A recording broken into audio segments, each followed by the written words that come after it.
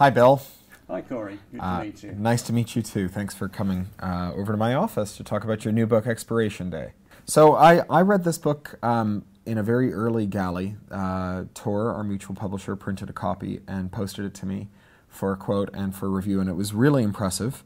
And I was struck by how a lot of the themes that I often have visited in my work appear in your work and how differently they were handled. And I thought maybe we could talk about internet surveillance and internet censorship, because you've handled that very differently than I have. Indeed. I think in Tanya's world, she has absolutely no perception of what the outside reality is. She's in a very cocooned environment, completely controlled. Whereas your books tend to look at finding holes through that and reasserting the freedoms. And I think you compared it as the difference between 1984 and Brave New Worlds. So if I get what you're driving at, the Tanya's society needs to be protected from the very unpleasant truths. Tell us about that truth. So what's the setup for the book?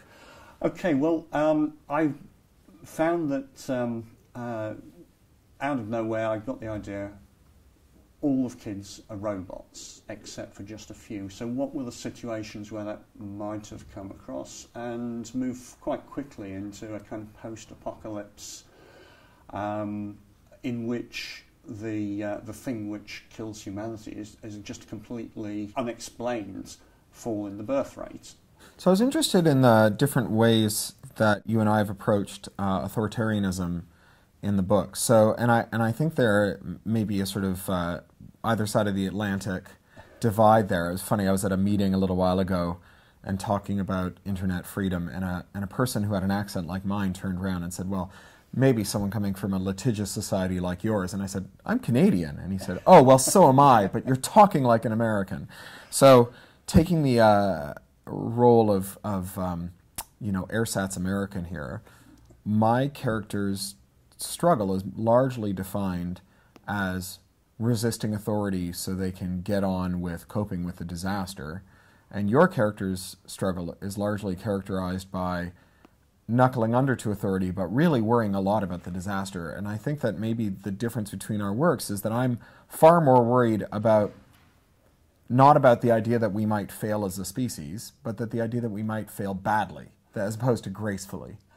I don't see it that way, but I was looking for perhaps less conflict, looking for a setting in which conflict would be avoided, whereas in, say, Homeland, the conflict is very much there. And I don't believe that British society is any different. I think in those same situations we would see exactly the same reaction that Marcus Yallow went through to an oppressive society. I don't know how much you've seen of the British at their riots. I've been in a few of them. Right. So we do it, but the background to Expiration Day is that everyone's just too afraid to poke where the nightmares are. I wanted to ask you about religion, because it plays a real role in the work that's not often seen in science fiction. There's some very famously religious people in the field like Gene Wolfe, but there's also a lot of rampant, slightly obnoxious atheism like me, like that of myself. And I'm interested in, you've got a background in computers, and I'm interested in the relationship of futurism to religion and of science fiction to religion. Okay, well, I would certainly point to some of the beautiful treatments that somebody like Ray Bradbury has done with the Martian fire balloons and his Jesuits who go out to convert. So certainly science fiction and religion do not have to be at each other's throats. I suppose there's a small amount of my personal belief that I've allowed to come through, but actually the vicar has a theology which isn't quite mine. But I think I crafted him to be the right person to be the pastor to that village, rather than somebody who is a mouthpiece for my personal theology. And the book turns in part on the nature of humanity, whether an artificial person can be a person, and that question is often asked in terms of things like the Turing test and a kind of cerebral, materialist, non-dualist way of thinking about what is and isn't intelligence or humanity. But once you add religion, there is this entirely different realm. It seems like an odd match, right? Asking questions about whether a machine can be a real human being, not just in the eyes of people, but in the eyes of God, is a tricky one. But I don't feel that I'm breaking new ground there. I suspect that other races will have a spiritual nature, have a questing nature.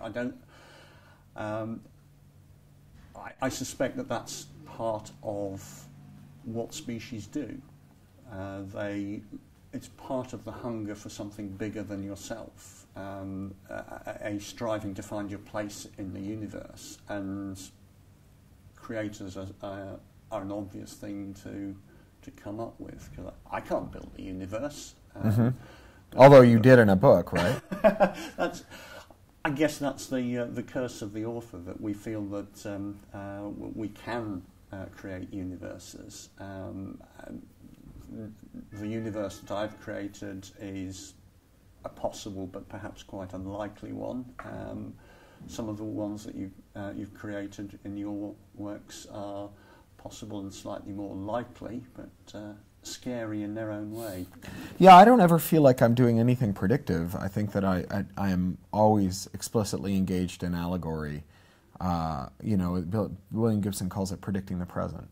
I wondered about the allegorical element of your work as well. First, in the twin mechanisms of control, ambitious social programs that try to keep people from railing against the status quo, combined with a heavy authoritarian boot, but also the falling fertility rate. You know, I'm a delayed fertility person myself. My daughter was born when I was 36. My wife was technically a geriatric mum in the terminology of the medical establishment. That's so kind. You know, my grandmother conceived my father when she was a 15-year-old war refugee, right? So, you know, in 3 generations, we've added a good 17 years to our average family fertility here. Were you playing with contemporary, not predicting maybe, but playing with contemporary relationships of fertility, authority, control? Yeah, you ask about social control. I'm not sure that I believe that's entirely come from a benevolent government there. I rather dig at that government for actually offloading the social costs of repairing society onto the voluntary sector. And in this case, it happens to be the pastor of a village church, and presumably whatever is socially appropriate to other communities around the globe. It's let's take the riots off the streets and just have them one couple at a time in their own homes. So rather than have the whole of humanity riot because fertility is failing, you fob them off with the robot children, and you just let the local pastor deal with the problem when a particular couple finally reaches the end of the tether and says, this is all a fake, we can't handle it anymore. Yeah, that kind of dribbling out reminds me of, it is a very English way of writing the apocalypse, right? It's a very on-the-beach kind of ending. Yes. That's right. You still have tea, cricket on the village green, yet the whole of society is that close to just total collapse. Do you believe in those big phase shifts? Do you think that they come that quickly, or do you think that it's the tiny little changes, and one day you turn around and you wake up and you say, you know, my goodness, I live in the future? you do find the future just creeps up on you. Mm-hmm. Yeah. And you look back and you say, I remember when my mobile phone used to be the size of a house brick, Mm-hmm. and now it's not quite bigger than a credit card. I was watching cartoons with my daughter this morning. We were watching these old American educational cartoons called Schoolhouse Rock that were musical and very good. And there's a song about nouns, and one of the lines is, "I put a dime in the jukebox." And so there's this cartoon character who puts a dime in a jukebox and starts dancing. And she turned around and she said, "Daddy, why she put money in that machine?" And it was like, well, in my day we had records and machines that played records and money that came in coin form. And Yes. let me explain how it all used to work to you. I do wonder, because I think some of my own past comes through into what Tanya grows up with, and she's kind of a reflection of the way life used to be. And just wonder, are the youth savvy enough to realise what a historical document I've given them? Well, it's a remarkable book. I certainly think that there's a large potential audience for it. I enjoyed it immensely. I found it very hard to put down, and I was certainly in tears by the end of it, you bastard. That's a result, yeah. Oh, very good. Well, so long as you can make the reader cry, you're doing something right. Yeah.